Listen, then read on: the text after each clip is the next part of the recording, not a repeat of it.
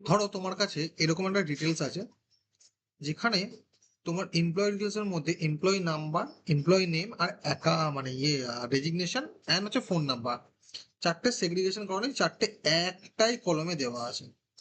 এটাকে তোমাকে সেগ্রিগেশন করতে হবে বিভিন্ন কলমে, তবে তুমি গিয়ে ডেটাটাকে সুন্দরভাবে সাজাতে পারবে। ধরো তোমার এই ডেটাটাকে তুমি যদি করতে যাও তাহলে তুমি কিভাবে ইউজ করবে? এটা করতে গেলে তোমার very simple, equal to text text split. Text split করবে, আমরা টেক্সটকে স্প্লিট করতে চাই, ট্যাব দেবো।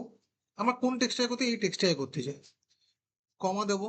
কমা দেওয়ার পর ইনভাইটেড কমা খুলবো ডবল, আবার কমা দেবো, আবার ডবল ইনভাইটেড কমা খুলে এন্টার দেবো। দেখো আমার চারখানা টেক্সট আলাদা আলাদা কলমে চলে এসেছে। এবার তুমি যদি এটাকে ধরে নিচে অব্দি ড্র্যাগ করো, অটোমেটিক্যালি তোমার সবকটাই হয়ে যাবে। তাহলে এটা কি হয়ে গেল?